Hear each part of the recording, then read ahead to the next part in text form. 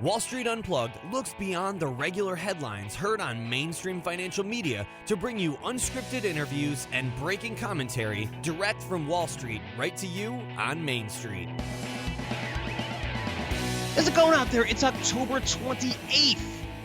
I'm Frank Curzio, host of the Wall Street Unplugged podcast, where I break down the headlines and tell you what's really moving these markets. Man, so much to talk about today. An election coming up. The market's crashing. 10% off its highs now. We have earnings. Everybody reporting earnings this week. Crazy. I'm going to get to all these topics, but I wanted to start out with Wyoming. The site I just came back from, the site visit. First time I traveled since COVID, basically. I think my last trip might have been in late January. Plane was perfectly safe. I mean, more safe than if you were at your house. I mean, recircling that air every 2 minutes. You have masks covering your face unless you're eating something, but they have to be on pretty much the whole flight, and they're giving out just antiseptics, all kinds of things to wipe down your the front, the back, everything, and people wiping down everything. I mean, it's very, very safe to fly. And that's Delta, and Delta wasn't allowing anyone in the middle seats. I heard that's changing. I'm hearing that Spirit is different. I'm hearing that United is different. I'm pretty sure American still no middle seats, but it's been pretty safe. I said, hey, let me take the plunge. Took a couple trips. One of them was to Wyoming. Man, I loved it. I love the small town atmosphere. It's really great. So great that it was 63 degrees, and the day I left, it was 1 degree. If you saw Denver, we flew into Denver, Colorado. You see the snow in football when they played. Just crazy. But I went there to meet a lot of high-profile people. One of them was Ryan Zinke, former Secretary of Interior for Trump, retired Navy SEAL commander. I spent the whole day with him in Wyoming, where went to lunch, dinner, some boots on the ground research on a mining site. It was just a really, really incredible trip, which, again, was my first since late January. Right, it's so many great stories. Trying to get him on the podcast, which he agreed to do, but he's traveling this whole week. Busy man. He's trying to find a window at the airport, which he could do this interview. So I'm going to try to have him on next week if we can. But he was sharing so many amazing stories just from being around Trump Jr., Pelosi, Schumer. It's just funny when you hear like the inside stories, a couple of cool things, and just funny things that you don't hear out there, right? Some of those stories. And he also told some great stories about being a Navy SEAL. I mean, the advancements in technology. He was teaching Navy SEALs, the tours he was on overseas and in the Middle East. Crazy stuff, man. Really crazy stuff that you don't hear those stories often, and just to hear it and put yourself there, just be like, wow, holy, this is like insane. It really is. But just really cool stuff. I really enjoyed the trip. But this idea and the company I went to go see, it's something I'd like to share with my subscribers next month. It's a company you can't buy yet, but you'll be able to buy next month. And I say I may share because I still have to do a little bit more due diligence. But thus far, I mean, super impressed. Checks off lots of boxes in terms of investing in a junior miner with an incredible management team, has large insider ownership, which means they have stake in the game, big name people involved, great geography, Wyoming, one of the best places, not just to mine in the U.S., but in the world. Infrastructure already in place, electricity, water, because this is a past producing mine. It's a deposit I needed to see for myself, which actually blew me away. And just the people involved, it was very positive. I was excited. I went there with low expectations. I came back very positive, but still have to do some more due diligence on it. If you're a subscriber, I will be sharing that idea, which is definitely off everyone's radar with you. Probably next month, maybe in about 6 weeks or so, if everything goes as planned. And I really like the company after I finish the full due diligence process. But I came back on Thursday, and then on Friday night, I took my family to Disney for the weekend. Right, so right after I got back, so really busy traveling. Drove there. We're in Florida. It was my wife's birthday on Saturday. Happy birthday, hon.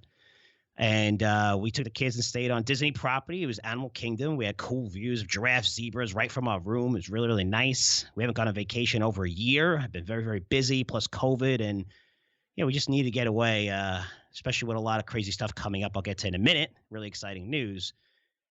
But the resort that we were at were pretty crowded on Saturday and Sunday, but empty on Monday. We left on Monday. So they were saying that, the weekend's a little bit more busier than during the week, obviously, and kids are going back to school in Florida, so it makes sense. But we went to Animal Kingdom, the actual park, on Sunday. And as you know, Disney parks, they're at 25% capacity. In California, they're still closed. They're going to be closed at the end of the year. Now, 25% capacity, you would think, wow, I want to go there. This will be cool. It's not going to be crowded. It was packed. Why? Because they're closing off a lot of parts of the parks. There's no shows, right? If you ever see the shows, there's probably 3 or 4 of them going on. And I would say about 20% of the people there are going to go to their shows for 45 minutes. No people painting faces, no games. Most food places were closed. Restaurants were open, the Disney restaurants, but you had to pre-order. So we were hungry around 12:30 and said, okay, ready to get something to eat. And then they're like, well, did you pre-order? And you had to go on their app, and it was 60 to 90 minutes to get your food. So we just bought hot dogs, which I don't like hot dogs, for $10 each. $10 a hot dog, right? They're raising prices across the board. It did come with a small bag of chips, though, which, okay, that justifies $10, but it was $3.50 for water. And they're just jacking up the prices on everything. I guess that shouldn't be a surprise, right? With 25% of capacity. But I'll tell you, this is the most important takeaway. Tons of arguments. People clearly sick of wearing masks. I'm not being political here or suggesting people don't wear masks. I'm just telling you what I'm seeing and what I'm hearing. That's what this podcast is going to be about. Kids, my kids wear a mask. Everyone wear a mask. You have to wear it over your nose outside on all Disney properties, right? So my kids wear a mask along with us. You can only take it off if you're eating, you're drinking, or you come off the path and you're just like sitting down. Then you can take it off and just, again, for drinking and eating, but you have to have it on if you're walking around no matter what. And it is hard to wear a mask for 7 to 8 hours in 85-degree heat. Let me tell you something. I mean, our throats were sore the next day. I spent at least $4 on water, which is, like 10 bottles for my family. And 85 degrees is kind of cool for Orlando. In the summer, it's 95 plus. I have no idea if this happens to last into next summer or when it gets warmer, how Disney's going to survive this. It's just, I even asked my kids and I said, hey, if we stayed another day, and I said, we're not staying another day, don't get your expectations up. I got to go back, very busy for work. Would you want to go to Disney Park? They both said no because of the masks. That's how bad it was. And we made sure we wore masks that weren't like, everyone has their personalized masks and they're probably a little thicker than the 95 ones. And we wore more of the thinner ones. And we were told that from people who have memberships there, that having those thicker masks on, you're not even going to be able to breathe all day, right? I mean, we're used to putting them on when we go into stores. We don't really have them on at home. Around our families, or when we go out, we put them on. We're in the store for whatever, a few minutes. If we go to a restaurant, we have to put them on. When we sit down, we take them off. You don't really have a mask on for 8, 10 hours. And I feel for the people who own their own businesses and retail operations. I have to wear these masks all day. Holy cow. But at least you're in a cool environment with Florida, and it's probably cool outside, outside of Florida out there with the winter here coming soon. But when you're outside and it's hot like that, I'm telling you, it definitely impacted us. It impacted a lot of people. I mean, we had encounters with several employees who were not nice, and I get it. They're being forced to work where you can get COVID from someone who you don't even know. And they need the money to work, right? And you have Disney no longer furloughing their employees where, they said, hey, you know what? We have to lay them off now. 28,000 employees, because you have the California parks are not going to open until next year. But it's sad. I mean, Disney's a great American brand. But I tell you, when it comes to COVID, by far the most impacted large cap company. I mean, no recurrent revenue streams. That's why they're getting into streaming. They're just starting, but still, it's a huge, they're going to lose billions and billions of dollars in streaming over the next 5 years. Hollywood is shut down still. People are still not going to theaters. By the way, I just saw a corporate survey from a very respectable firm. It puts these out by the week, and these are corporate surveys from CEOs of major companies, Fortune 500 companies. And it showed that even from their point of view, and also there was another study I saw. So it's not just a corporate studies, but it was also a consumer study showing that people are more scared to go to the movies today than back in May. And they had all these topics listed. Everything. Restaurants were actually high. I mean, it was lower, in May. Now people feel a little bit more comfortable. Public transportation was down like the same levels. But you're looking at gyms, people are still scared. But I was just very surprised to see when it comes to theaters, people are more scared of going to theaters today than they were in May, which is pretty insane when you think about it. But hey, those are the numbers, those are the surveys that are out there that I'm seeing, which doesn't bode well for Disney or theater owners. Maybe that's not a good play. The economy open up eventually. Now, the parks still closed or operating at reduced capacity. Cruises grounded. Yeah, I know Disney's going to report. They're going to report strong Disney Plus numbers, right? We're going all in on Disney Plus restructuring, and the stock actually went up a little bit. Remember, when major companies announce major restructurings, it's because shit's not going right. Right? It should be a positive. It should be like, whoa, okay, everything is closed. We have no revenue coming in. We took on more debt than we've ever taken on, and we're going all in on a business that is a very, very high capital-intensive business. So you're going to see Disney Plus subscriber numbers go higher. Maybe the stock goes higher. That's what people care about. But they're going to need to spend over $10 billion annually to compete with Netflix on new content. I mean, Netflix before COVID, they were going to spend $17 billion. That's what streaming is about. It's new content. You want to get excited about new content. And people are not streaming things. Maybe when you first got Disney, okay, well, I haven't seen like an Avenger movie in a while. You want new content. That's what streaming's about. That's what you're paying for. That's why no one ever cancels Netflix. All the new content coming out. And it costs a fortune to produce new content, which Netflix has figured out. You have Apple, massive balance sheet. Amazon, huge balance sheet. AT&T generating $29 billion annually in free cash flow. And when people are just constantly paying their wireless bills. And, Disney doesn't have that. So now they're sitting on $43 billion in net debt. I mean, by far the biggest deposition the company have had in its history. Yet they're only projected to generate $2.5 billion of free cash flow in 2021 and about $1.7 billion of free cash flow this year, which is projected. And that might sound like a lot of money, but to put in perspective, Disney, before paying whatever it was, $70-80 billion of Fox's assets in 2019, right before COVID, terrible timing, and taking on that massive debt load, they were generating in 2017 $8 billion of free cash flow and then $10 billion of free cash flow for 2018. So 17 was $8 billion, 18 was $10 billion. Now that they're expected to generate over the next 2 years a combined, $4 billion? Less than that? I mean, it's crazy. And not to mention, most of their employees do not want to work at these parks during COVID, which presents a big problem for them.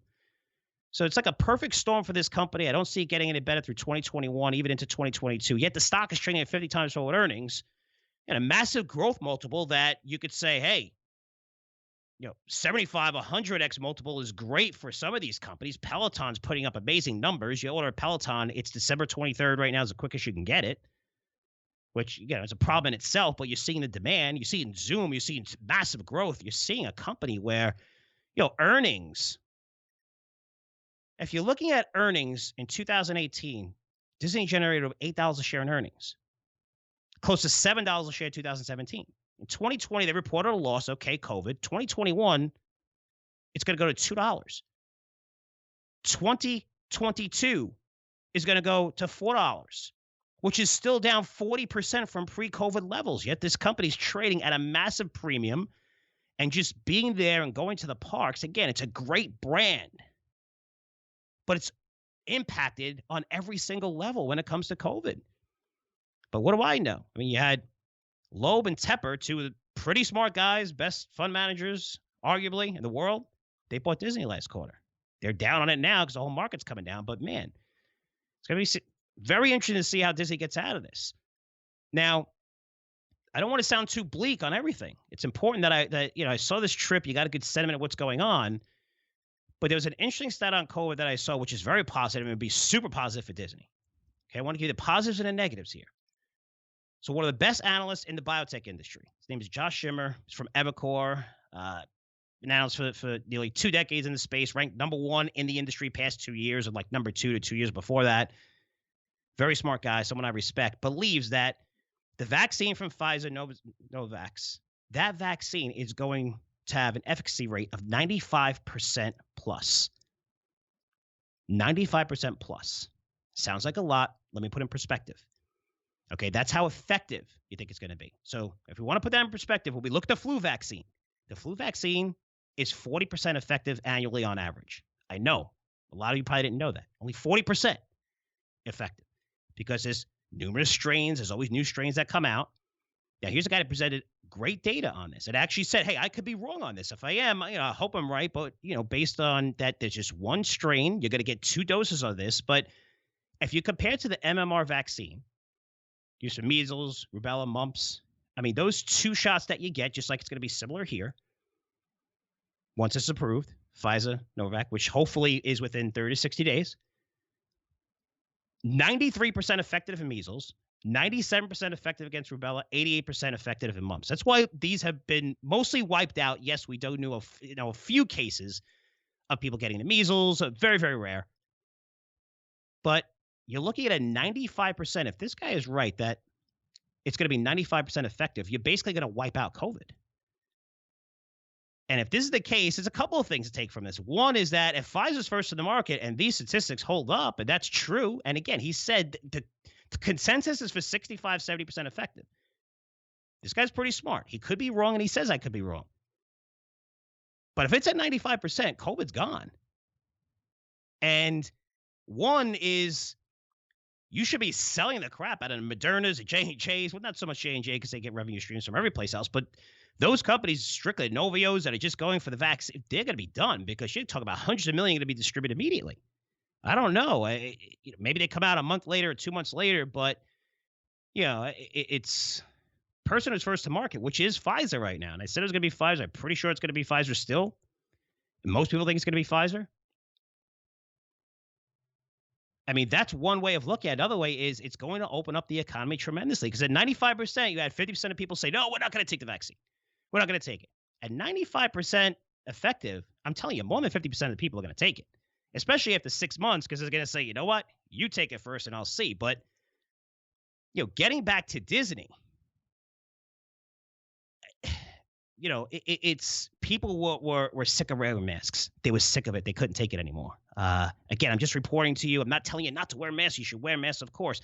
But they're getting sick of it just for the point that, hey, I understand wearing a mask when I'm sick, but the whole world has to wear a mask when they're not sick. Would you rather take that vaccine and be like, okay, I'm okay now, and I want to go out and have fun and live my life or not? That number's going to be higher than 50% if that efficacy rate is higher than 95%. So that's positive news. Hopefully that happens. I don't know, but I want to report to you what I'm seeing out there. Again, getting back to Disney, I took my family to this entertainment center at night on International Drive, and it was booming. People on rides, hanging out. Went bowling. We had our own 2 lanes, our own little spot where I paid, get ready for this, $180 for 1 hour of bowling. Which included, a beer for my wife and I, because we were there for an hour and walking around for another 2 hours. Some finger foods, 3 or 4, plates of whatever, like just wings, mozzarella sticks for the kids and stuff like that. $108. I was like, all right, I guess, for 4 people, it's for 1 hour. I was like, all right, but prices are going up everywhere. But that area was booming and people were out having fun, smiling, laughing, living. I loved it. And saying this all along, because how I feel about Florida, and I'm first to come on here to make fun of them, and they don't work as hard, and it's crazy down here coming from New York, but they got the COVID right. They got it right. And they open up earlier than everybody, except for Georgia, right? Open up in May. So a cases spike, they pull back a little bit, right? Then they reopen basically everything. And now you're seeing, our economy do very, very well, and we're seeing cases come down, hospitalization rates come down in Florida. But right now, the spikes that we're seeing in these cases are happening in the Midwest, right? Why? Because they're reopening. They didn't have this yet. They're reopening, and now that's what's going to happen, right? Because I know all you're reading right now is about how cases hit a new record. This is important for your portfolio, guys. So put politics aside, because all you're reading, cases hitting a new record in the U.S., you should be worried. It's the end of the world. I'm hearing that. I'm actually hearing that. Okay, let's look at the data. which is all you should care about and I care about. Again, it's data. You're going to have your opinion. If you're way left, way right, you're going to think whatever you're going to think. I'll never change your mind, even if I present perfect facts in front of you. If I'm wearing a red shirt and I'm like, here's my red shirt, everyone can see it, you're going to be like, it's blue, I don't care. I'm not talking to you people. There's no way you'll change your mind. I don't give a shit. My job is to prevent the data. This way we can make better decisions, especially about our investments. And when you look at the data, it's obvious cases are rising. And more states are opening up. We're testing more people than ever. But the key thing, most important gauge, is death rate as a percentage. Continues to decline. Why is that? Because the people who are getting it and going out are people outside the danger zone. The danger zone is people over 70, which we know this impacts, and people who have underlying conditions. These are the people we need to protect. Anybody outside of the danger zone, COVID is like a bad flu. So 99% of these people are going to be okay if they get COVID. Just like every actor that got COVID that made an announcement, just like every athlete that's got COVID that made an announcement, just like almost all the people you know personally who are under 70 with no underlying conditions who got COVID. And they're now perfectly fine. Just like I'm watching my kids go to school and they're handling it great, and it's good. The people who are just like, well, I'm still cautious. Now they're seeing, wow, right, this seems to be working. The kids aren't getting COVID. But again, when you look and you see what's out there, record cases, of course. I mean, there are exceptions. I mean, I know nobody wants to see more people die from COVID. But the alternative, locking down businesses again, which is taking place across Europe. Germany just announced that they're closing bars now again, closing businesses again. I mean, some parts of Asia, even some state, New York, California, Colorado, Texas, are 4 states that are rolling back. They're rolling back after opening up a certain capacity. They're rolling it back now a little bit.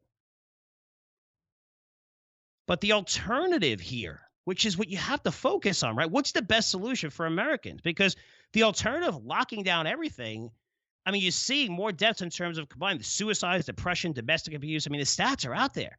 Have you seen the latest statistics on cancer rates? And hospitals have stopped screening for breast cancer, all types of cancers. Screening, okay? This isn't like someone who never had cancer before and saying, okay, screen me. These are people like my wife, who's a cancer survivor who has to get screened every 9 months, really. It could be a year, 6 months, whatever. But now they're cancer-free and they need to get screened, which could be a 3 month later, 6 months later, and yet they're not getting screened.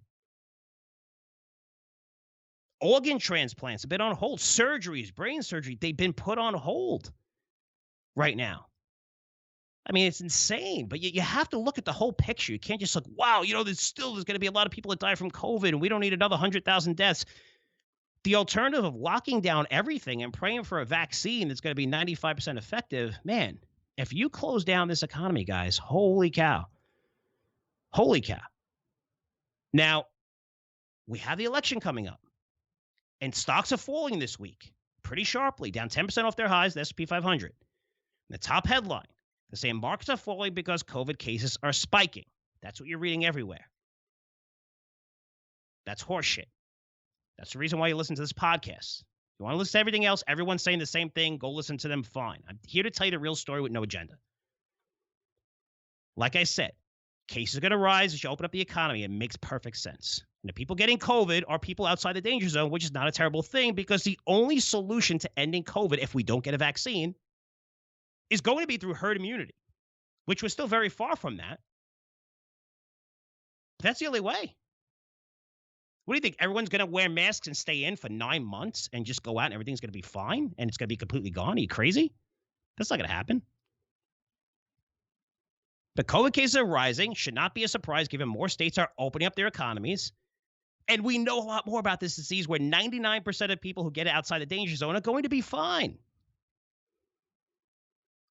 You say, Frank, why the market's selling off? I'm going to tell you. And before you get pissed off, please listen, because I don't have an agenda here. I promise you. But the market is selling off for one key reason. It's because Biden is leading in key battleground states across the polls. And the Democrats are also projected to sweep. Okay, take over the Senate. They have the House already. I'm not being political here. Hear me out. Before you send me an email, FredCurzioResearch.com, and I'm an asshole, you love Trump. Before you send me that, hear me out, because this isn't coming from me. This is what Wall Street is telling their clients. Goldman, Bank of America, JP Morgan, I know because I have access to these people. I have access to these reports. I read them thoroughly. It's amazing to me they are publishing these reports all of a sudden this week. And from someone who's been doing this for a long time, you don't see sentiment change this quickly because it was projected 2 weeks ago that, hey, a Biden win is actually going to be good for Wall Street. These guys are sending notes out that, hey, again, all of a sudden, that a Biden win, along with a Democratic Senate and House, is no longer good for equities. Now, I'm going to break this down in detail of what they're saying because money is coming off the table. You look at money flows that what Bank of America tracks, they're pulling back. They're selling stuff. It's like a change in sentiment over the past week. And with Biden leading, there's a lot more stuff coming out, and a lot of this has happened after the debate. So again, it's not a political statement. I'm telling you what the street is telling their clients, along with corporate surveys of leading CEOs who also believe, most of them, that a Democratic sweep could create some massive headwinds for the stock market. So I'm going to break down the data, why they're saying this, why we could see a 15 to 20% pullback in the markets. We're already down 10% from the highs. And I'm telling you, when I break it down, it's going to make a lot of sense to you. So no matter what side you're on, if you give a shit about your portfolio, not about politics, please listen to my educational segment. So I've been telling you to protect yourself for the past few weeks through our Money Flow Trader newsletter, which is, it doesn't only provide you with hedges against a pullback, but can make you, hundreds of percents in weeks, months, just like Ginia did when the markets crashed in March, right? That's why I created this newsletter. It's a great way to hedge yourself. I'm not selling it here. I already provided a great offer for you. I'm not selling it at a discount price right now. So I'm just telling you, you want to protect yourself because in this market, when we see pullbacks, they happen rapidly. We're down 10% from the highs in like a week. I mean, how quick is that? In March, it was like 3 weeks. Over the past 10 years, I mean, our massive declines of more than 10% have taken place in a couple of weeks. It's not like this long, drawn-out recession that takes forever. No, it's not like that. But this change in sentiment, I'm telling you, from someone who's been doing this for 2 decades, who reads these reports, who's access to reports, it's weird. You don't really see it change that sudden. I mean, it surprised me given that these same firms were saying that a Biden win would be good for stocks just a few weeks ago. I'm going to break this down a little bit along with a special election preview, again, my educational segment. Before we get to that, I have something exciting to announce. Finally, our Curzio Equity Owners security token. It's going to go free trading tomorrow on the MERJ Exchange, MERJ. That's how you spell it, MERJ Exchange, where we become, I'm pretty sure it is, but I hate using absolute terms, especially now we're going to be a publicly traded company, the first security token in the world to trade on a global exchange that's available for retail investors to purchase. So it's been a long journey. Actually feels long. It hasn't been that long. It's like 2 years and about 15 months after we closed our security token offering. But only 15 months later, we're going to go free trading. And now all of you will be able to own our CEO token if you'd like. It's going to give you an equity stake in a growing financial media company, which is pretty cool. You don't really have access to that in our industry. And we plan on paying a dividend going forward. Already paid our first quarterly dividend to private shareholders 2 months ago. And that dividend on an annual basis is more than what the S&P 500 is paying. So a chance to own a growth company that generates income or, intends on paying a dividend, I have to say, but really exciting stuff. And I want to thank all of you for all the support. You've been hearing me talk about it a lot. Man, new regulations in place, new things going on. When you're doing something new and trying to disrupt an industry like investment banking that's been that crazy, it's been so tightly knit for such a long time, that hasn't been disrupted in hundreds of years. It requires a lot of work. And I want to thank my team. I want to thank you guys and some really, really cool stuff. But that's going to be trading tomorrow. I'll talk about that a little bit more later on. But launching on the MERJ Exchange, and my special guest is Jim Needham. So Jim's the head of digital strategies, MERJ, someone we're in contact with almost every single day over the past 6-7 months. MERJ happens to be the fastest growing exchange in the world, dealing with major banks, tons of compliance, But after this interview, you have a much better understanding on why digital securities are the future and why I put my name and reputation on the line to turn Curzio Research into a digital security to where anyone can now become an equity investor in our company. And let's get to that interview with Jim right now. Jim Needham, thanks so much for joining us on Wall Street Unplugged. Hey, Frank. It's great to be on. Well, before we start, since first-time guest, why don't you give us a little background? You've been in banking, finance, been in this industry pretty close to 2 decades, I believe, in primary, secondary capital markets in London. But why don't you give us a little bit of background? This way everybody gets to know you since you are a first-time guest. No probs. Yeah, you've got it pretty much nail on the head there. I studied law at university, and then from uni I went straight to work at in investment banking at Morgan Stanley in London. And I was involved there and at Kleinwort Benson as well. I did sort of investment banking, the stuff you do at the junior end of your career, lots of pitch decks and Excel spreadsheets. But it was a great grounding in the whole financial services industry, and it was a fantastic team of people to learn from. So I ended up specializing in equity capital markets, in particular equity linked stuff. So that's convertible bonds and exchangeable bonds. Did that for a few years. Did some pretty kind of big name issuances.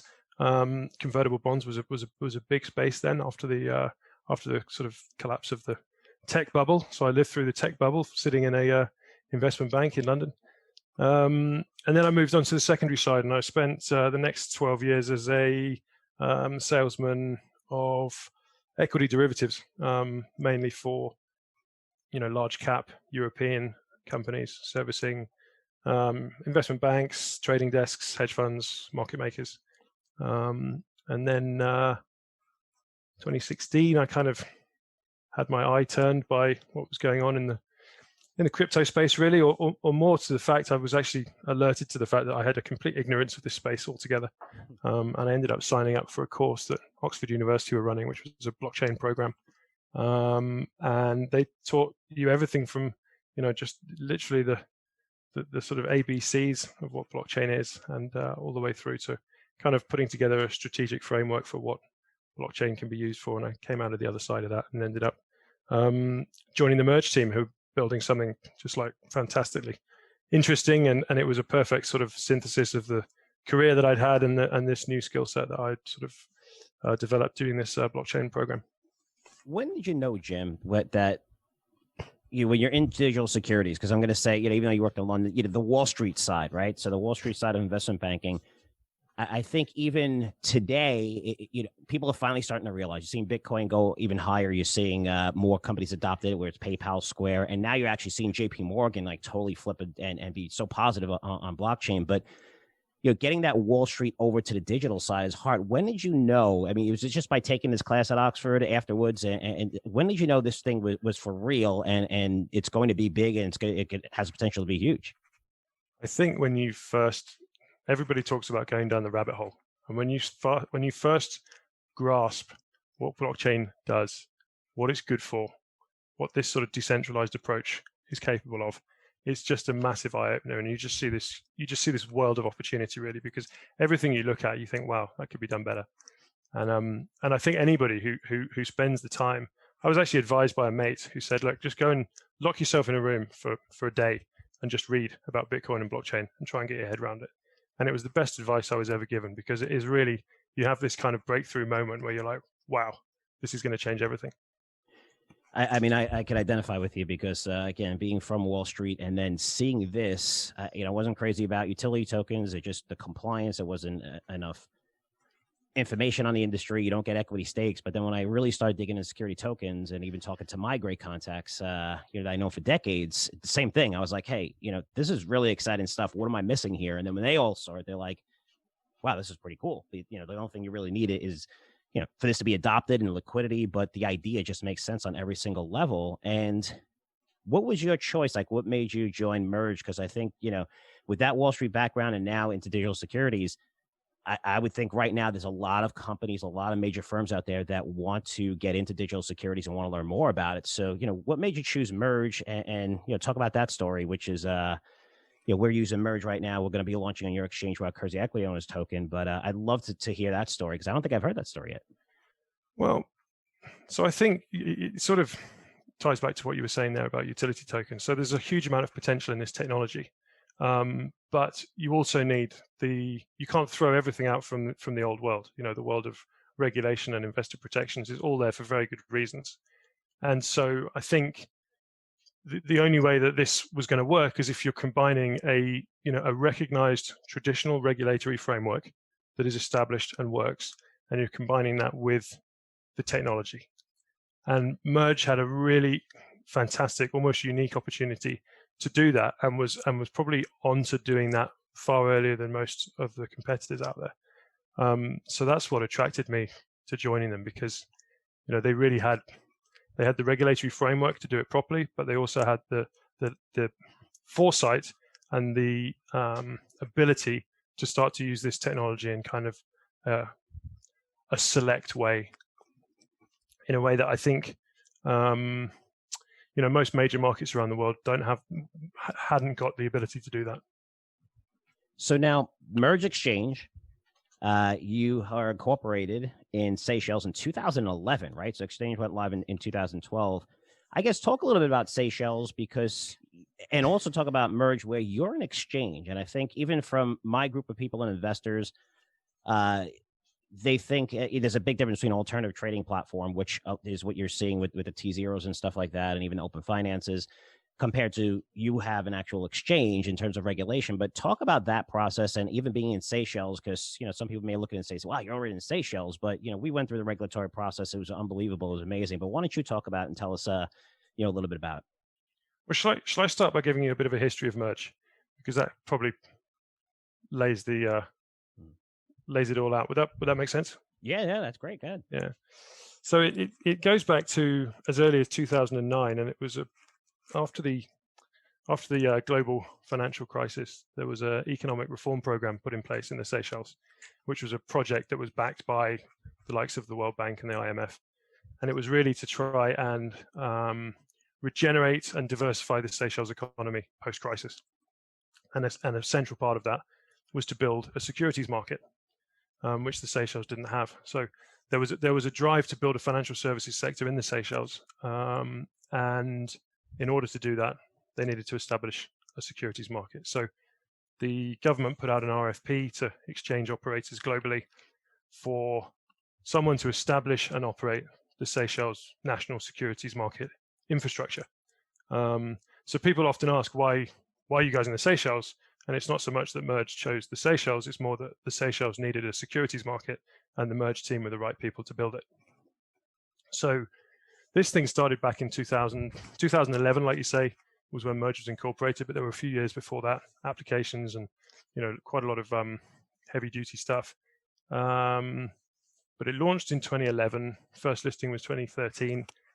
But really, it's been a collaborative effort between everybody in the Seychelles, the government, the Ministry of Finance, the central bank, the regulators, and us to build everything that you need to have a regulated securities market. So that's the sort of background to it. And it began as it was to service the domestic market, to list hotel groups, banks, insurance companies. But the MERJ team always had an eye on, this was an opportunity to start building a stock exchange from the ground up in 2011. And so it was a great opportunity to do something a little bit different, and a key part of that was to leverage technology where possible, to try and reduce costs, to try and reduce the administrative burden. But another thing that was sort of a major principle from the beginning was not to be as insular as some stock exchanges are around the world. We deliberately built the whole framework so that we could work with regulated partners from all around the world, as long as they're in jurisdictions that we recognize, and to work in a way that encouraged people to participate in our ecosystem. It's a multi-currency market, and we welcome infrastructure providers, sponsors, members, broker dealers from all around the world. As long as they're regulated in their jurisdiction, they can become part of MERJ's ecosystem. So that was really what the goal was at the beginning in 2011, was to build this kind of global stock exchange venue. And talk about the difference between the stock exchange venue compared to, alternative trading platform, because we know that now because we went through the due diligence process, which was extremely thorough, which is great. Took a little bit of while, but we like that, right? I mean, I think if someone's going to come on an exchange, you need to go through this process. We want more transparency, and if you're doing the right thing, everything, it's good. It really, but the due diligence process was absolutely incredible. But talk about that difference, and also maybe if you can talk about the regulations and say, all the regulations for you being an exchange, right? And the process that you have to go through is a lot more stringent than just being an alternative trading platform. Sure. So an alternative trading system there's similarities with what we do. I mean, an ATS matches buyers and sellers on a regulated venue. The difference is an ATS isn't regulated as an exchange. They're usually run by a broker-dealer. And you'll notice in the US, they're not referred to as exchanges. They're referred to as secondary market venues or trading venues.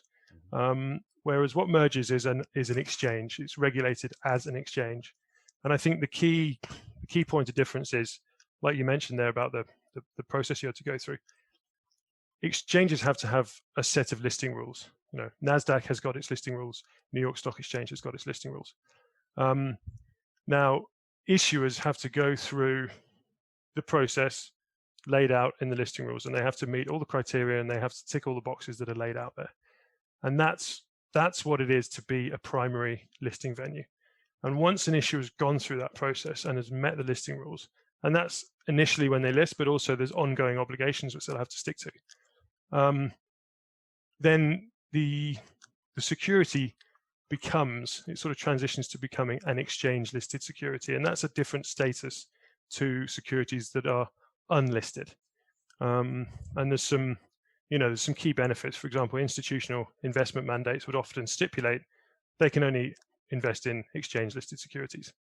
So you're opening up the pool of capital that can access your security quite significantly by going through this listing process on a recognized stock exchange venue. And you are an affiliate of the World Federation of Exchanges. Why is that such a big deal? Well, so I mean, I'll tell you a little bit about the way we're regulated. So we're regulated as an exchange. We're also regulated as a clearing agency and a securities facility and depository. So we've got all the infrastructure that's required to run a securities market. In the US, you have different pieces. You have New York Stock Exchange and then DTC running these different pieces. So we have the licenses to run the whole thing from end to end, which is a great advantage if you want to support something like distributed ledger technology.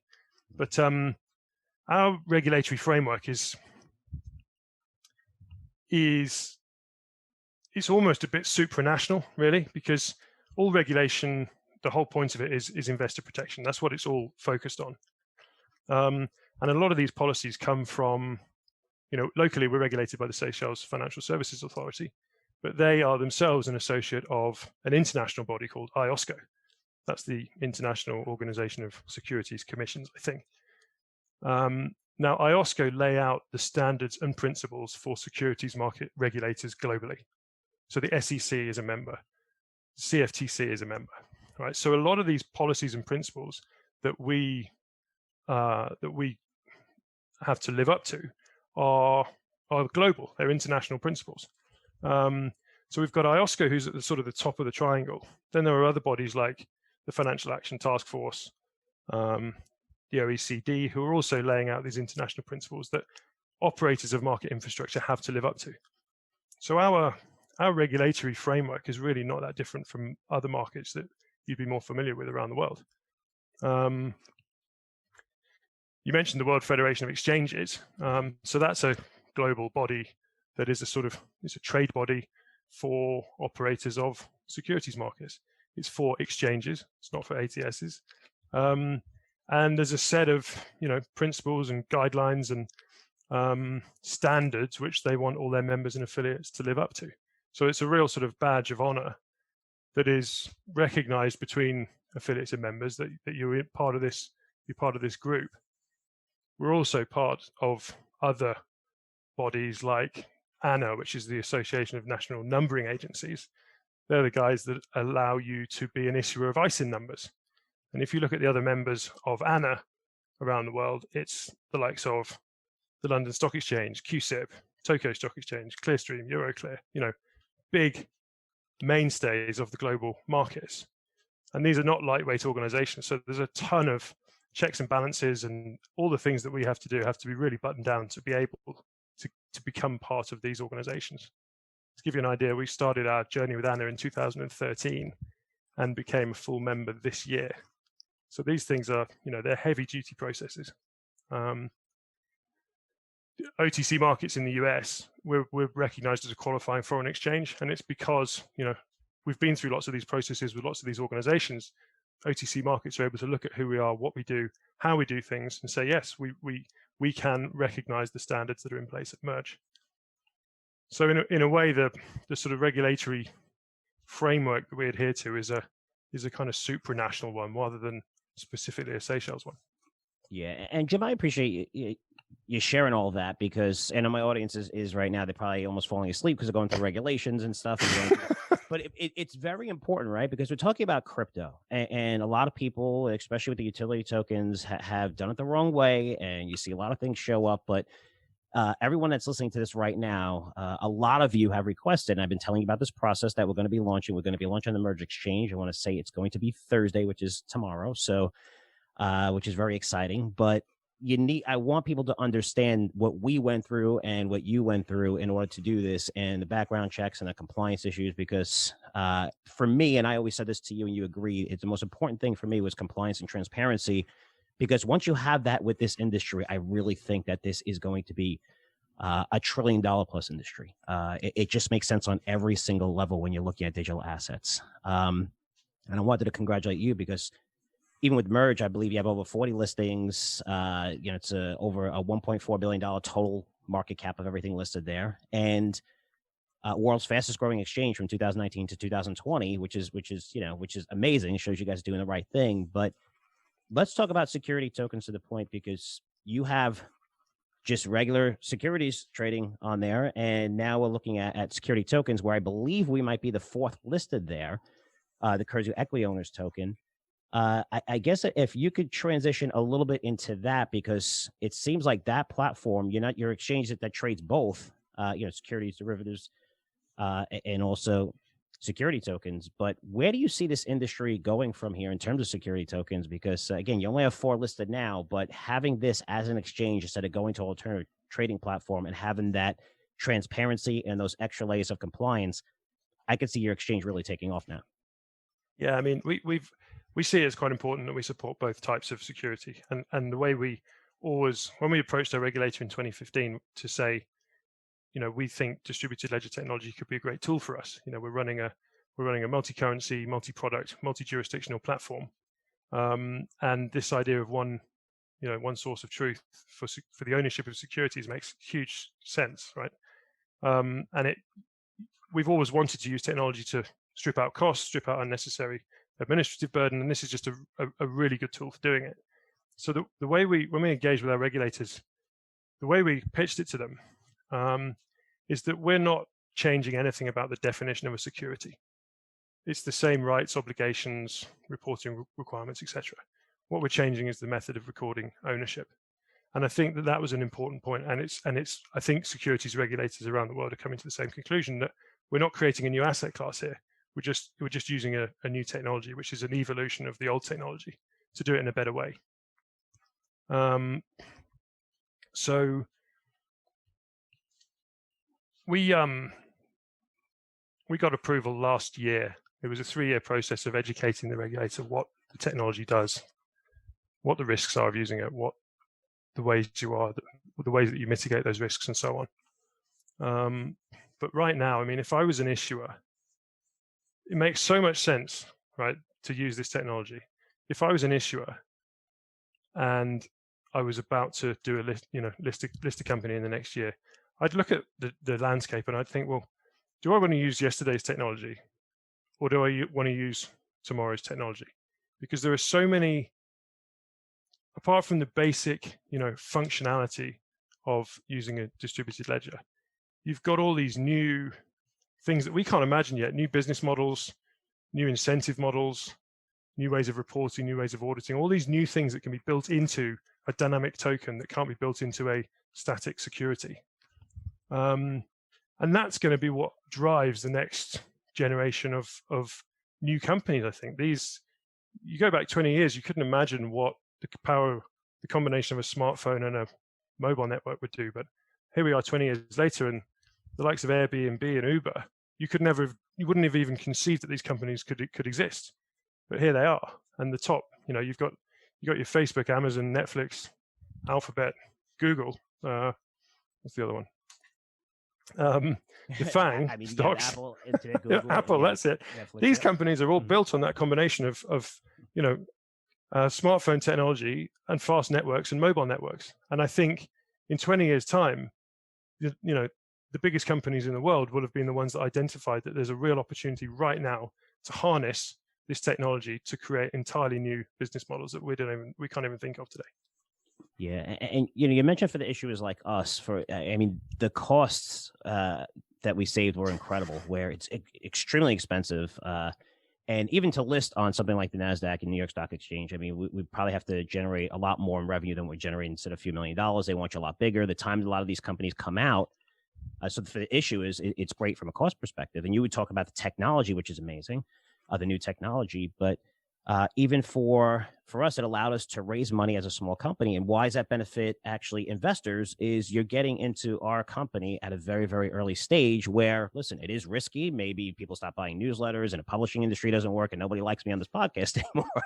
But it gives me an opportunity to really raise money to grow our business. And it also gives the people who are investing in my company the opportunity to get in on the ground floor, right? I think that's so important, Jim, because you've been in the capital markets, you're seeing what's going on, like even the Airbnbs who are going to go public, but even the Ubers, Snowflake at what, a $50 billion valuation. Alibaba is going to have like one of the biggest IPOs ever at they're going to raise $37 billion. But the time these things go public, and, the average investor, the retail investor could buy these things. You're talking about a lot of that growth already gone, where that's kind of seen as that IPO is almost like a liquidity event for everyone who bought it really early. I just think it checks off every single box. Would you agree with that? Or is it kind of, I couldn't agree more. It's actually a major social problem, right? Because actually the growth of these mega successful companies, lots of it has been captured in the private markets. And really, we need to share that growth. They need to be shared more in the public markets because we need our pension funds really to be able to benefit from this upside, not just from the last 5%. They need the 80,000% or whatever it was with Amazon. And I think this is a tool for bringing it blurs the lines, doesn't it, a little bit between what's a public and what's a private market. But I think if you've got something which has got the regulatory framework around it that we have, that means you have the status as a listed security, but also you have this technology which is able to bring the accessibility down and make it, available to a wider audience. I think you're just redressing the balance a little bit there, and you're bringing these opportunities to get into these companies to a big and important piece of the population. So let's get into, we're going to be listing tomorrow which is Thursday, and our Curzio Equity Owners token. And we've been saying, hey, we're almost ready. We're almost there. And again, we were talking, we just want to make sure we check off all the boxes. And more important, we want to make it as easy as possible, right? Just to throw it out there, 2 months ago, and then people are going to be asking questions. Well, how do I sign up for an account? How do I do that? Let's cover that right now. So if somebody wants to actually trade my token or trade anything else on your exchange, how could they do that? Can you take us through that process?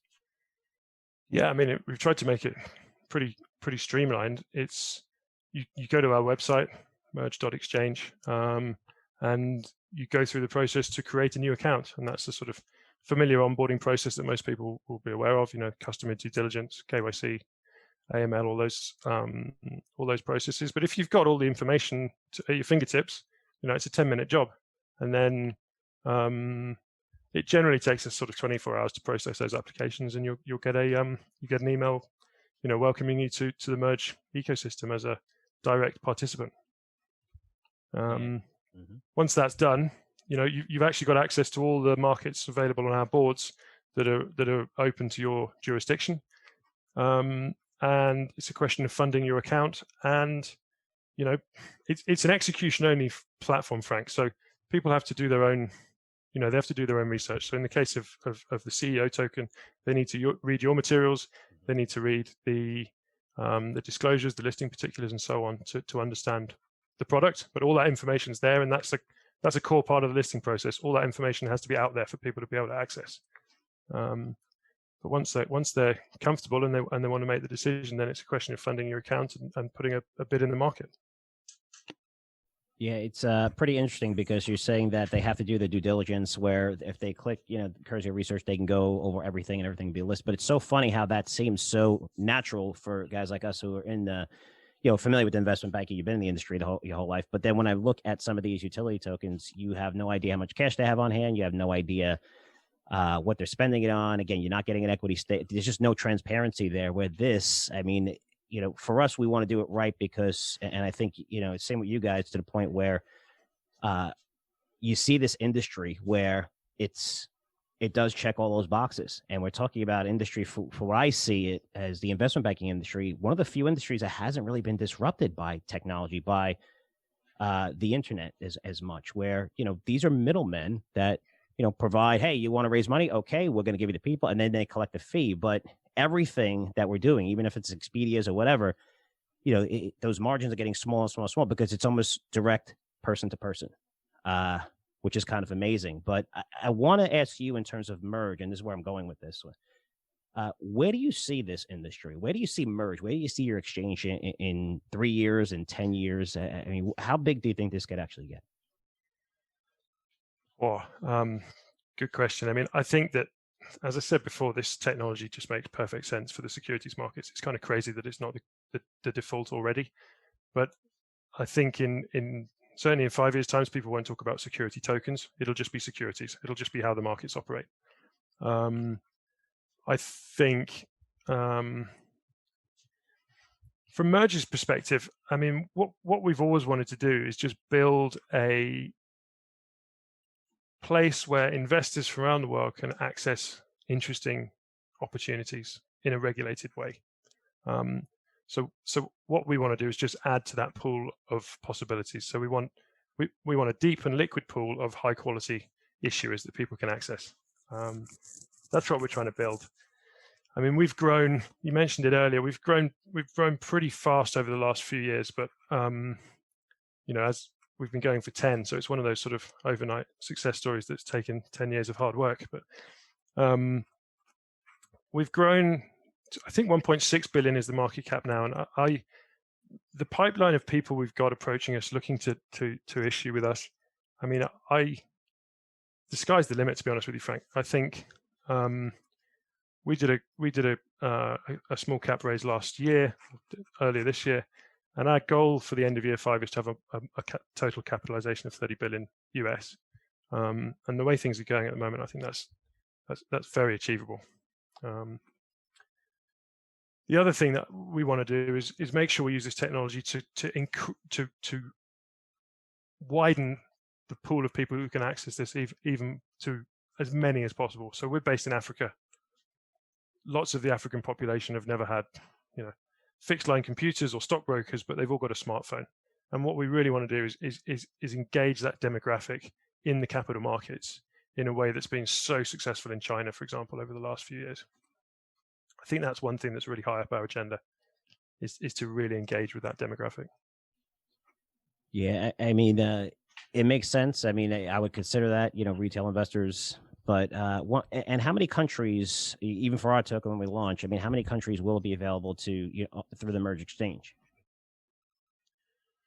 I haven't got a number at my fingertips, but there's a handful of countries which are sanctioned for obvious reasons. But most countries that fall under the IOSCO umbrella of regulation, so that they're regulated by an IOSCO regulator, are recognized by MERJ. So we would accept participants from those jurisdictions.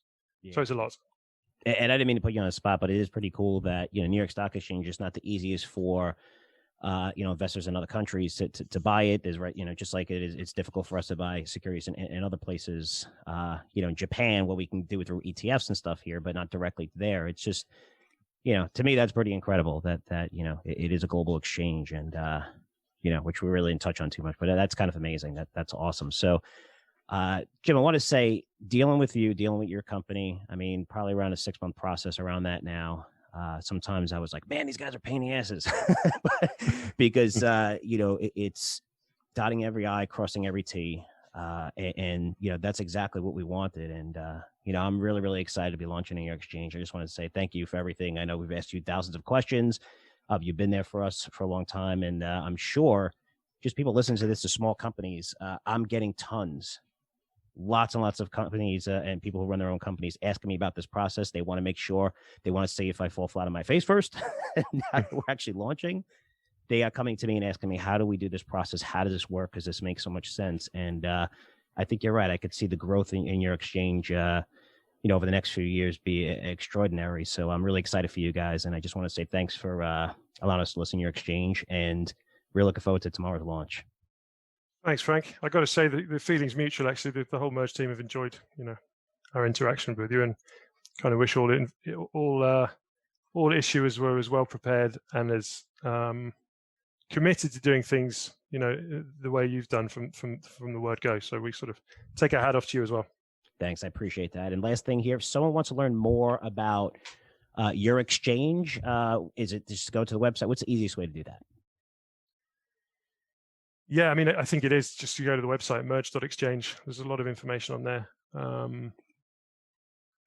And there's a few email addresses on there. So if you want to spark up a conversation with us, ping an email. Probably best is to support@merj.exchange, and one of the team will get back to you straight away.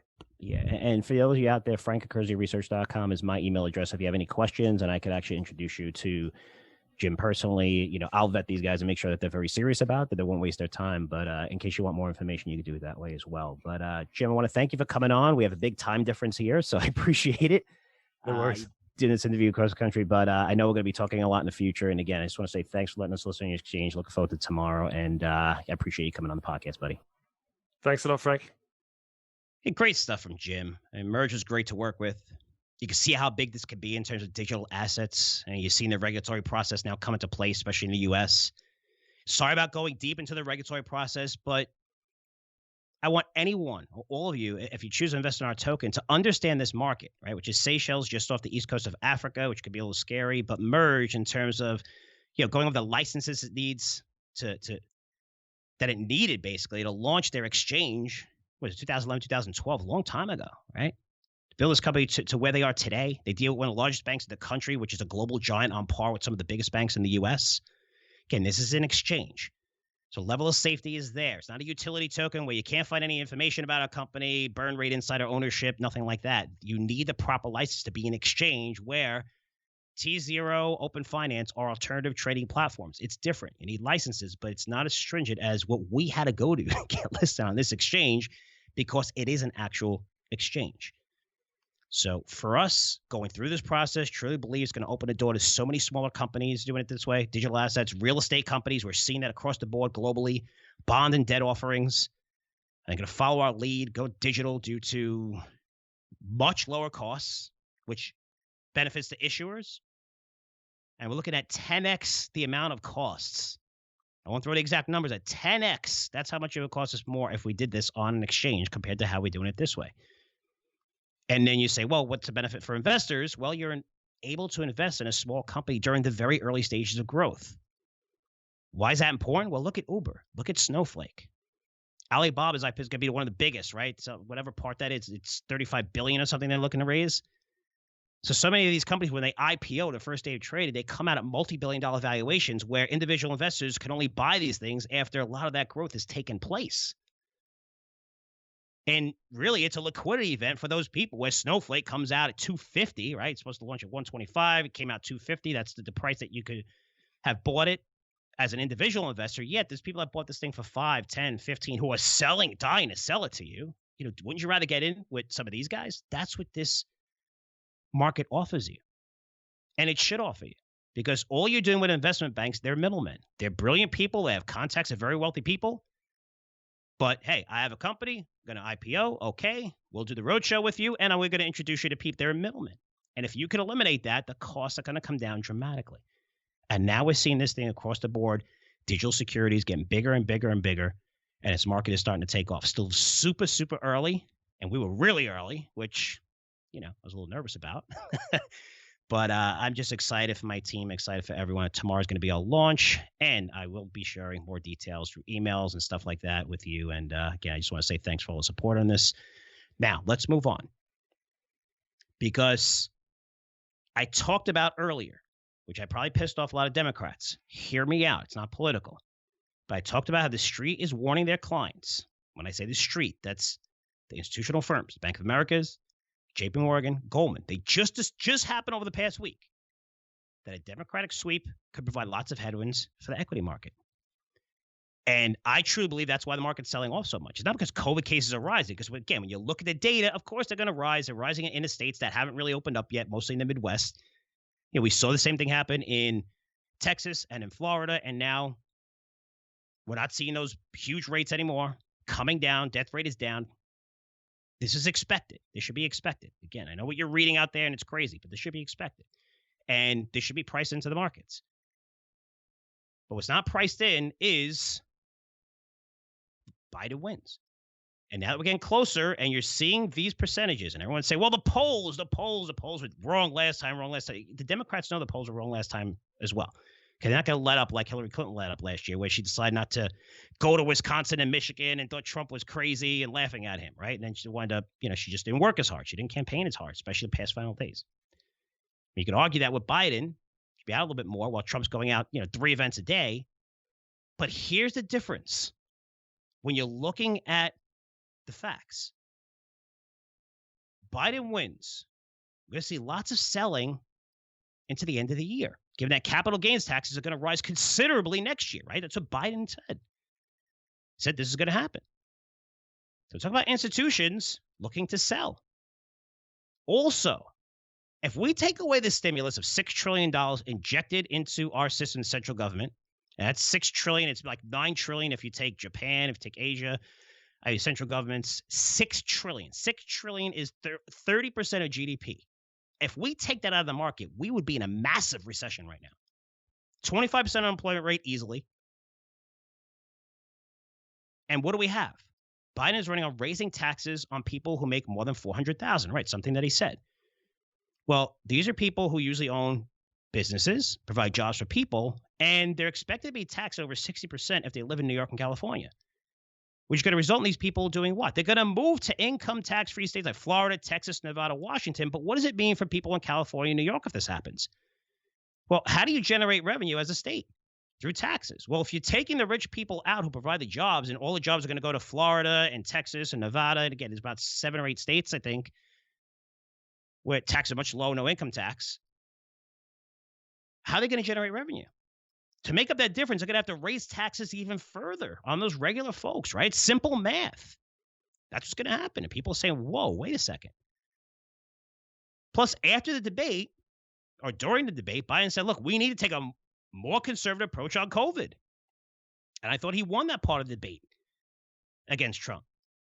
But now that's being taken as rolling back. These are putting those restrictions in place again, in terms of what businesses can open and at what capacity. Now, we already burned through a lot of the money. There is money on the sideline on the fiscal side.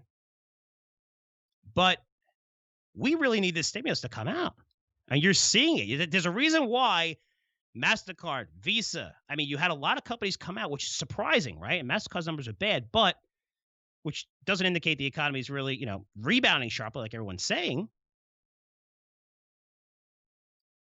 But when you're looking at these companies, they're not offering guidance still because they don't know what's going to happen. Because if we don't get the stimulus, we're talking about $1.8 trillion, this market is going to get crushed, at least in the short term, until, we hopefully get a vaccine. And after going to Disney, I'm telling you, people aren't going to stand for this. They're not going to close their business again, or business that they took decades to build when only 1% of the population is at risk of dying of catching COVID. You may say, well, Frank, okay, well, the stimulus is on the way. 1.8 trillion, at least, that's on the table right now. Maybe it's a little bit more than that. But it's going to take place once the election is over, which is going to support economy we need, right? And that's going to happen no matter who wins. But do you think if this is a contested election? I mean, you have hundreds of lawyers on both sides. The case go to the Supreme Court because it's not just Florida. It's going to be close during the Gore-Bush election, right? That whole recount was Florida. You have Arizona, North Carolina, Wisconsin, Pennsylvania. I mean, few thousand, 10,000 votes separated these states in the last election. It's going to be close. It's going to be recounts. And nobody in Congress during that time is going to be focused on the stimulus package. No way. Too much at stake. And let's say if Biden wins, I can see McConnell and Republicans being really pissed off and stubborn and saying, you know what? You guys took long. We had a deal on the table. You didn't want to take it or whatever. Well, we're not negotiating a new deal. I truly believe, this is my opinion, that we're not going to see a stimulus package until next year.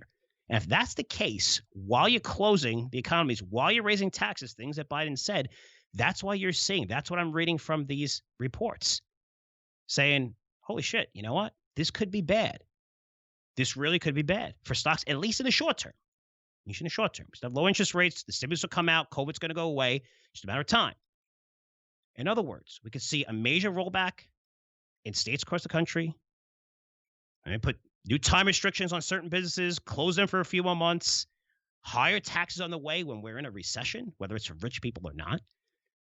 Higher capital gains taxes, which is going to result in lots of institutional selling before those rates go higher next year. And no stimulus maybe for a few months. Now, that scenario, pretty common sense there, assuming that Biden wins and just taking what Biden is saying. But that wasn't priced into stocks 2 weeks ago when you think about it that way.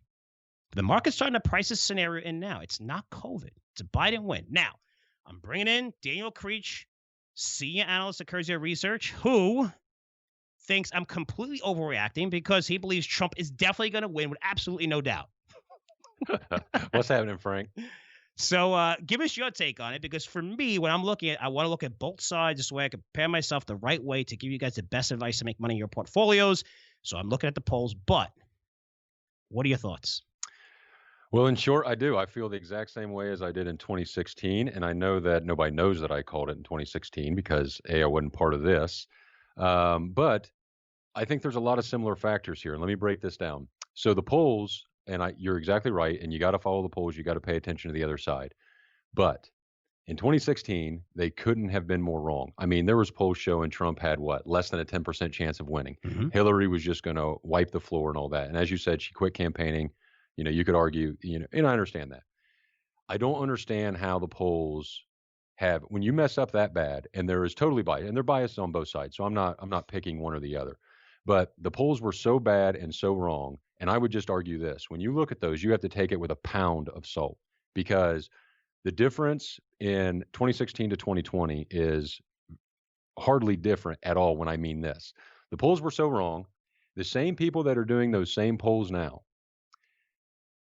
would you say that there is more or less hatred or bias towards Trump? Of course, more on both sides, probably more hatred on both sides. And I would agree with that. Yeah. Both sides, definitely. So that's one thing. So the polls are really more to kind of influence stuff anyway. And hey, both sides, if you're voting for Trump or Biden, you ought to go out and vote. Don't let the polls deter you one way or the other. It's a great right to get out and vote. So I would say you can go exercise that. But the polls, I don't put much faith in those because they screwed up so bad. And again, the hatred and all that has only gotten out of hand. Number two is that in 2016, there is no way to argue that there is this, and Trump likes to refer to it as a silent majority.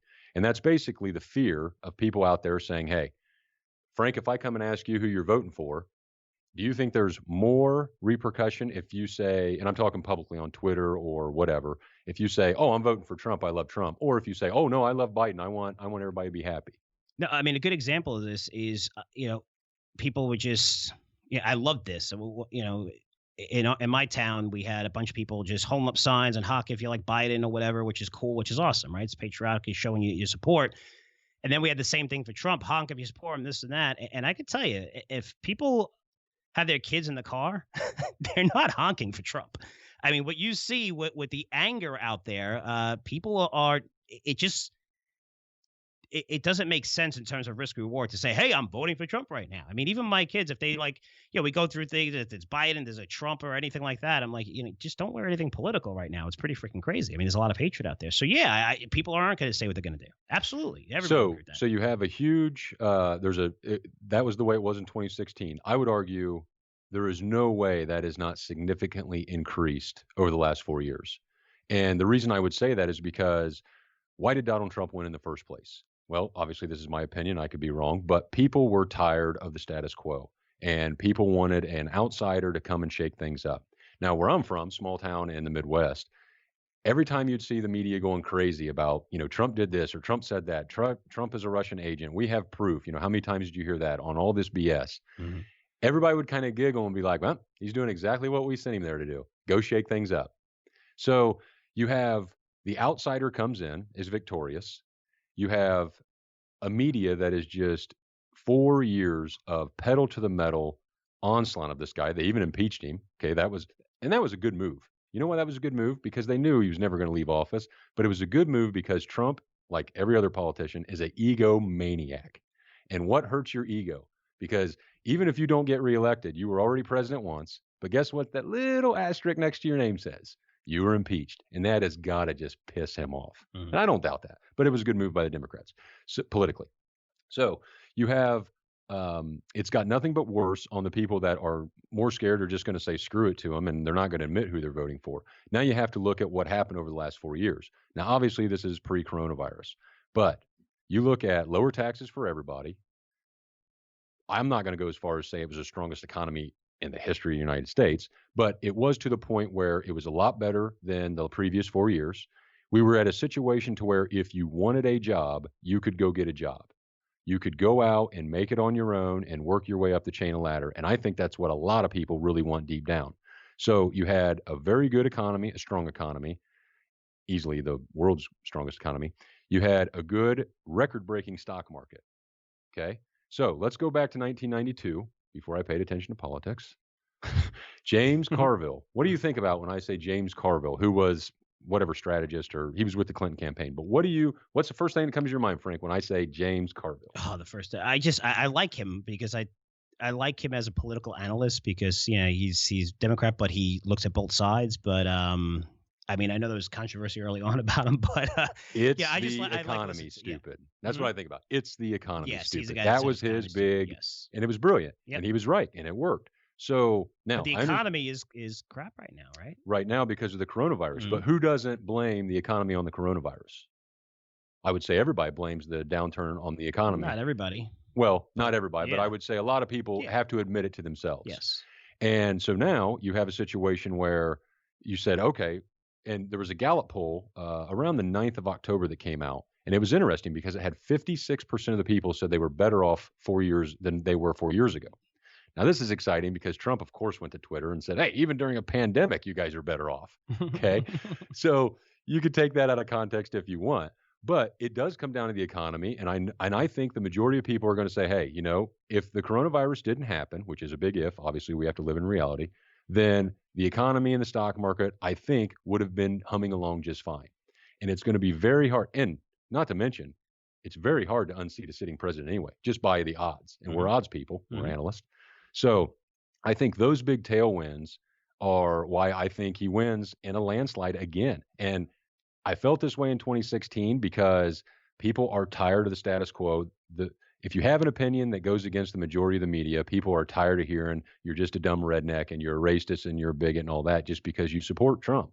And I think there's a lot of that out there. So yeah, as weird as it feels, because I know I'm kind of walking out on the limb and giving people the saw. You're not, though. But yeah, I think he does. I think he wins hands down. And I think the only way he loses is with the whole, ballots and all that.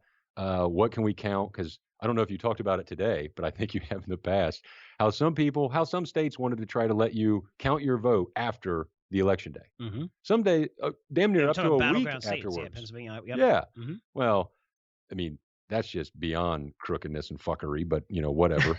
Let's ignore that. But the only way I think he loses is if you have these lawsuits and basically fraud.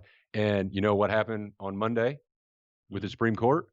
Well, there was a new person announced. Yeah. So now we have a new justice. Well, that's interesting. Now, don't flip out there, everybody, if you're upset about the 6-3, because it's not really 6-3 conservative, because Roberts isn't as conservative as what everybody makes him out to be. But they do have a majority. And of course, that's going to play in the favor of ballot testing and all that kind of stuff when it comes to voting. So, yeah, everybody at ease. Hopefully we can get through the coronavirus and move on with our lives. But yeah, that's my presidential election prediction. Well, it's funny because I think a lot of Trump supporters and people, Ryan Zinke, who I spent time with in Wyoming, he's like, thinks he's going to win a landslide. I mean, a landslide. It's like, whoa.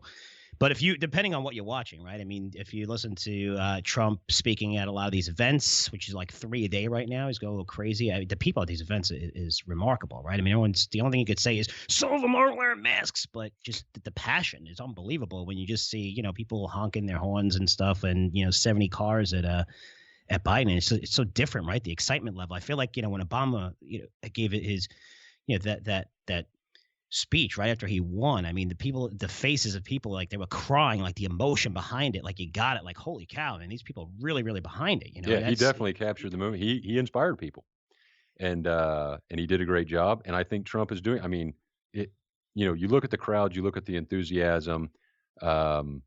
It's remarkable, and you got to give him credit on that. But yeah, I think it's the exact repeat as 2016. So. But hey, I could be dead wrong. It is going to be interesting, but there are a lot of people that think that. I mean, you listen to Trump. I was saying he's saying, we're winning in this poll, winning this poll. All the polls say that he's not. So if you're watching, if you're Democrat, you're watching CNN. If you're Republican, probably watching Fox. If you're left, you're watching MSNBC. Who's really out there, man? I mean, that's pretty much very entertaining if you watch that, but it's crazy. But if you listen to CNN, it's over. They're definitely going to win. If you listen to Fox, it's Trump's going to win. But what does that mean? It means it's probably going to be contested, if I had to guess. We'll see what happens. Nobody knows what's going to happen. I do know it's only like 10,000 to 40,000 votes, which separated. We're talking about a couple of counties here. When you look at, a lot of these battleground states, North Carolina, Wisconsin, even Michigan. So it will be interesting to see. How the campaigning's doing, how the money's being spent, and it's something that's going to impact your portfolio. But like I said earlier, when it comes to Biden, it's just surprising. I know you're going to be pissed off saying that if you're a Democrat. I don't care. I don't care about your portfolio. That it's amazing how sentiment just switched on a dime. And on a dime, it's like 2 weeks. All the sell-side analysts, the institutions are like, whoa, if Biden wins, this is what's going to happen, because he said what was going to happen, especially during that debate when we finally heard his policies. People are like, whoa, you're raising taxes. We're in a recession. We might not get the stimulus done, which has nothing to do with Biden. It's going to have to do with both sides unless they control everything. But even if that's the case, it won't get done to January. That's a long time. That's a long time right now of money that we need, which was the only support for our system in terms of the reason why we're not in one of the biggest recessions since the Great Depression. Now, we do have some interesting stuff to get to in terms of earnings. But before that, we have today, Twitter, Google, Facebook on the Hill. I know you have some strong thoughts about this. It's entertainment, very entertaining. I mean, they're really going after them. But does this mean anything at all for these companies? I mean, let's talk from an investment perspective. I mean, this really means nothing, right? No, it means you should buy them on pullback. What is Facebook down today? Facebook is roughly down 5% today. Google's down 5% roughly. Obviously, we're doing this on the fly, and the market's down 3% on the Dow, 3% on the S&P 500. Yeah, so most of you know, and Frank, I have right here. This is hilarious. So we get the Wall Street Journal here at Curzio Research, although we don't get it every day. Depending on what time they wake up. The Florida Mail does not go out every day, which is interesting. But anyway, so you get the Wall Street Journal, and it comes in the plastic bag. Well, I opened it up the other day, or one day last week, and it had a separate plastic bag in it with nothing but this. And I know you guys can't see it at home here, but Frank, look at this beautiful ad that somebody took out in the Wall Street Journal. How much do you think this costs to take out in the Wall Street Journal? A lot of money. I mean, basically you open it up and it's bigger than 2 8 by 11. And it's thick. So. It's not cheap paper. Yeah. And it's purple. It's a beautiful purple. Like one side, the whole side of the Wall Street Journal when you open up fully. Yeah. Yep. And it's a beautiful purple, and it's got white letters. And when you open it up, it says, "We support updated internet regulations." And you think, if your radar doesn't go off about screwery, then you need a new radar, because this is a Facebook ad. And why are they getting out in front of this? Because they're dragged on front of the Hill today, and they're talking about repealing Section 230, or whatever 230 is called. And 230 basically just gives a free go for, how do I say that, Frank? Facebook isn't liable, Google isn't liable, Twitter isn't liable for whatever the users post. Yes. So that's what's in the rules to protect them. Now, what's funny about this is that CNBC just ran an article, where was it? About how Twitter not Twitter, but Facebook, Amazon, Google, and Microsoft all upped their lobbying efforts in the third quarter. So Facebook outspent everybody else. They spent $4.9 million, which was up 1.5% from the previous quarter. So what does this mean? That means that, Frank, what's the market cap on Facebook off the top of your head? Off of the top of my head, I have to be gazillions. It just shows you how 800 cheap zillions. you can buy favorites in Washington for. They donated $4.9 million during the quarter. I don't have the earnings right in front of me, but that's, to say that's a drop in the bucket on Facebook, that's hilarious. I mean, it's just, the amount of money. Yeah, of course. So everybody's up there. They're talking about how, hey, we support further regulations. And as an investor, if that makes you nervous, you need to dig deeper, because of course they support further regulations, because they want to be inside the room to help make these game plans and make these regulations. All this is political BS. The reason you have these hearings is for people to grandstand. Ted Cruz had a good takeaway line. I'm sure he'll put it on Twitter and try to get reelected by it. But I don't know which one he was yelling at, but he basically asked one of them, I think it was. Who the hell elected you? Yeah, like and they do. They have a lot of press the story, and just they were like, and they're saying that 200-year-old paper and founded by Alexander Hamilton, and they came out with basically a story that was backed by whatever. And again, if you're Democratic, you think it's all bullshit. If you're a Republican, it's a smoking gun.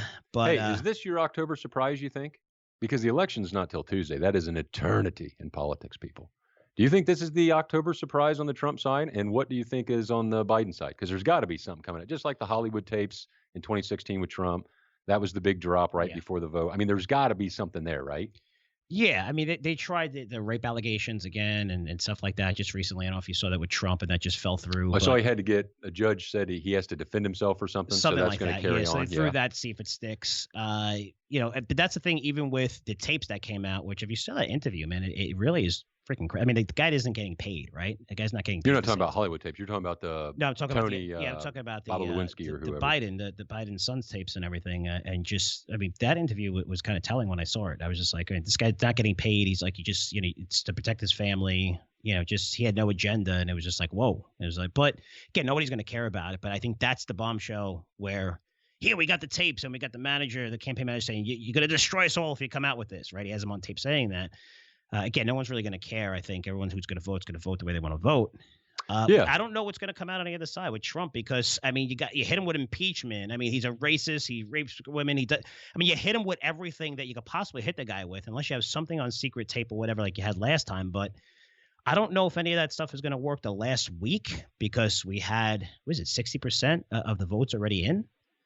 I don't know about that number. I know it's over 60 or 70 million already voted. Yeah. I don't know what percentage that's going to equal out to be. Yeah. I mean, and that might be, it's 60 million. I don't know the percentage, but it's much more than, as of, compared to last year, as of beating those totals from. And the interesting thing is, because now we have to ask ourselves, even if another October surprise happens, who's going to cover it and who's going to see it? And this brings us back to the hearing today with Facebook, Google, and Twitter. Well, the big takeaway here as an investor is that if you get a pullback in these stocks because you honestly think they're getting broken up, and we've talked about this before, you can buy them, because even if the government breaks them up, economically, they're amazing, amazing companies. So I'm not taking away anything. I think they're biased. I just wish they'd be I just wish they'd be more honest. Say, hey, we lean Democrat, screw you. They're a private company. They're publicly traded, but still, they're allowed to do that. I mean, they're allowed to censor people. There's nothing illegal about that. You can be pissed off, but there's nothing really wrong with that. It's ridiculous, but that's neither here nor there. But because even if they break them up, they're going to have to give them ownership, and basically they would turn them into royalty companies. So this is a great marketing thing. If you're a Trump guy and you can't stand Facebook and all them, put them in your portfolio and at least make money off the people you hate. And if you're a Democrat, hey, join your own and make money off them too. So use pulling backs as a chance to scale into these companies, because they are amazingly run from an economic standpoint. Yeah, they are. And they just, the numbers that you're going to see a lot of these companies reporting today, tomorrow. We saw Microsoft's numbers incredible. Yeah, they offered again, the guidance. That's what I want to talk to you about. I mentioned it earlier in switching to earnings season here, because I agree with you. I mean, even when you broke up the major oil companies, you would be better off buying them. And it also solved it where it wasn't, a total monopoly. But, I would disagree a little bit where there's nothing wrong with them suppressing people, but this is how these sites make their money, right? They're taking all the information that we are putting on their site and selling it to other people to make money through advertisers, and then you're choosing which people could say what they want, and it's not fair. It's not the same thing. I totally agree with that. That's what pisses me off. If either have your policy in place and make it fair, or don't make it fair, because you can't suppress the Post article without suppressing, I think, something with Trump's taxes, which were illegally obtained, right? I mean, they were hidden. So, but yet they posted that and said, and yet they're like, well, the drive was hacked or whatever. You got to be consistent, and they're obviously not, and that's why you're seeing them on the Hill today, and they're going to get destroyed in terms of, grilled to death by Republicans and even some Democrats. But yeah, it's all a sideshow. It's all a real sideshow. But let's get to earnings season, because we're looking at companies report earnings, and even the companies that are reporting strong earnings with the whole market selling off right now. It's interesting to see. It's going to provide an opportunity, because long-term I am bullish, guys. You know that, especially on small caps. The economy is going to open up. We're going to get a vaccine, I believe. But the next 2 months, we see pullbacks, right, Daniel? I mean, you can go back 10 years. Our pullbacks don't happen like a recession from 2000 to 2003, where you just see a gradual, ugly market for years. They happen in 3 to 5 weeks, and you see a 20%, 25% decline. This is what happens. You go back, what was it, 2018? From the end of the year with tariffs, the market fell 20%. I think that was one of our first corrections since the credit crisis. I think one other one. But you're looking at these things happen quick. We're already down 10% in it feels like a week, maybe a little bit more. We can go down a lot more if we just have contested elections, some of the things that I mentioned. But it is going to provide an opportunity, I think, because there's certain companies that are reporting very strong earnings that are actually getting nailed right now, right? Yeah, absolutely. And it's a great learning curve and learning moment for me, just because I'm younger on the investing side and in the business. But it really drives home of, you got to know why you own something. So we've had several portfolio holdings across Curzio Research Advisory, CRA, and Curzio Venture Opportunity, the CVO newsletters report, and several of them have been really positive. Well, that all sounds great until you go look at your screen the next day and they're down fucking 8%. Yeah. Well, that don't make you feel very good. Yep. And it's the baby getting caught up in the bathwater, as the old saying goes. So, a casino resort comes out with great news. They're down 7% today. Why? Because the overall market's down. So it really makes you have to have conviction and how to separate the mass up and down of the market to the individual. And yeah, right now it's tough to see a sea of red across your brokerage account. But like Frank says, there's opportunity out there, and this will pass. I mean, this election will be over one way or the other, no matter who wins. And it's a driving point home of, hey, if you think about your portfolio, just know, why do you have it? And on a day like today, when it's selling off, unrelated to the fundamentals, and we're going to see more fundamentals separate themselves from each other, both in stocks and in private companies all over the world, all over the country, as the economy either opens up more or shuts down, depending on what the regulators and powers that be say. But yeah, that's the driving home message. Just understand why. That'll help put you at ease, and it'll help make you make a lot better decisions on when to add more and when to take advantage of your watch list, because you see it selling off for unrelated reasons to the business. Yeah, and my thesis on this was, hey, look, COVID's going to go away eventually, and we're going to see a recovery take place, economic recovery. So buy some of those names that got impacted most of COVID, which is travel, right? Airlines, you could buy hotels, casinos. I wouldn't be buying theaters now that I've seen some of the latest data on them, when people are more scared to go to theaters today than they were in May, which is unbelievable. That was interesting. That was interesting. That shocked right? me. Yeah, so it's but that was my thesis. But now I think it's changed, and I'm saying you're not used to seeing this change in the street sentiment so quickly, that if Biden gets elected, he is going to roll back a lot of this stuff. I mean, that's what he said. Listen, we got to have a conservative approach. You're going to see cases spike, which is, again, this is normal. They're happening in the Midwest, where they haven't really opened up yet. Now they're opened up a lot more. You see more people get out to the economy. You're not seeing these spikes in Florida and Texas, which had them already. So this is normal, and death rate is down. We understand, right? We went through all those statistics, whatever. You can believe what you ever want. If you hate statistics, and don't listen to me. But now I think that's where you're like, hey, if a Biden does win, and we do, like, that is not factored in. I wasn't factoring into that, my thesis. I thought this was all like smoke and mirrors, where it's just like, hey, we got to say the economy is horrible, so we win the election. I really believe that he may dial back some of these restrictions. I'm telling you, it's going to result in riots in the streets. It's going to result. I went to Disney World. There was so many arguments. People are sick of wearing masks that aren't sick, whether you agree with it or not, because they know the statistics now. They know 99% of people are going to be okay outside the danger zone, and it's just pissing them off. And it's going to result in people going, all right, enough is enough, because you're looking at that cure where is that going to be worse? No, I mean, it is going to be worse when you look at hey, open up the economies. And we're going to see more deaths on the COVID side, but you're going to see more deaths with so many different things that we're seeing in depression, what we're seeing in suicide rates, what we're seeing in, when you're closing these schools and keeping people and keeping the economies closed and businesses, these people are getting crushed now and no stimulus coming. I'm telling you, that's my biggest fear right now, short-term fear. And earnings, I never thought I'd say this, Daniel, but are pretty meaningless right now, right? I mean, it's really meaningless. Whatever they report, I mean, these we're caught in the fog of political, and like you said, I mean, the election is coming down to basically opening or closing the economy. Yeah. I mean, you could dumb it down to that right now. An interesting trend. Companies that reported so 2 quarters ago, they said, this was like in March, April. All right, we're not offering guidance. I get it. Then the next quarter, a lot of these companies said, hey, all right, we got to figure it out. We got a supply chain figure out. We're offering guidance. Now, they're not offering guidance again. You would think at this stage it would be more clear, but they really don't know, because they don't know if we're going to see the country close down again, which we're seeing in Germany. They just came out with an announcement, and bars and everything announcing closures. You see how they're selling that? What are they calling it? The lockdown light?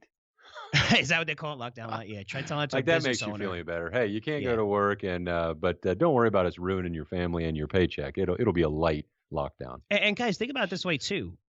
Even at 75% capacity, 80%, which I think was a level that we were open in the U.S. if you take the average, 75%-ish, I would say 90% of businesses can't function at below 80%, right? I mean, I would think that would be the profit margin, unless you just have an incredible business with massive margins. But usually if you do, then you're going to have more competition and more people steal that to get, some of those profits. But you're looking at restaurants. How many restaurants can operate successfully at 80%? Well, they've been less than 80% since March, and now you're going to go into the next year with no stimulus coming, with possibly a few months held up. Think about that as an investor. It's going to provide lots of opportunities for you, but you need to protect yourself too, right? That's what we're here for, to tell you about the good times, the bad times, and throw everything out there. But Dave, really great stuff. I love your opinions on this. A lot of times they're much different than mine, so it's really cool. And it's probably going to result in a lot of people hating you and other people loving you, which you better get used to. Tuesday night will be interesting. I'll either look really good or really bad. Yeah, guaranteed Trump landslide. Trump in a landslide is a pretty bold call, but I've heard that a lot. It was bold back in 2016 too, and that's exactly what happened with Hillary. Yeah, no, I hear you. Or against Hillary. Yep. All right, so really great stuff. Guys, thanks again for all your support in terms of the Curzio Equity Owners token, which is officially launching tomorrow. How many times did you hear me say that? It's going to launch this week or next week. Finally, tomorrow. Going to be a publicly traded company. I have to say, when we found this out on Monday that everything was official, it was the first time I got excited in about 2 months, because just going through the regulatory process and make sure everything was approved, I'm like, let's just, it's kind of like a downer, because you get so excited and you're like waiting. But some really, really cool stuff. And we're going to be sending out more details about how you can own our token through the MERJ Exchange. Again, that's spelled MERJ if you want to do your own research. But please make sure you do your due diligence. We're a small cap company. There are tons of risks, just like every small cap. Thousands I researched over my career. So it's not right for everyone. But you can start your due diligence by going to our site, CurzioEquityOwners.com, which is going to be available for everyone to view starting tomorrow. So guys, thanks so much for listening. Really appreciate all the support. Election coming up, but you know what? Enjoy Halloween first with your kids. Excited for Halloween. We can dressing up. Hopefully it's not as bad where people are actually going to open their doors, which should be interesting these days. In Florida, it should be okay, but I can picture Halloween being a lot different in other states. But enjoy it. Have fun with the kids, because next week everybody's going to hate each other. They're going to pit us against each other. And at the end of the day, we really, as Americans, don't hate each other, right? We just hopefully we'll rally behind whoever wins. And a lot of this stuff will go away, but it is going to be an interesting 6-7 days. Hopefully 6, but could be 7, but or 8 or 10 or weeks. But hopefully everybody will come together afterwards. It will be interesting. And appreciate all your support. And I'll see you guys in 7 days. Take care. The information presented on Wall Street Unplugged is the opinion of its hosts and guests. You should not base your investment decisions solely on this broadcast. Remember, it's your money and your responsibility. Wall Street Unplugged, produced by the Choose Yourself Podcast Network, the leader in podcasts produced to help you choose yourself.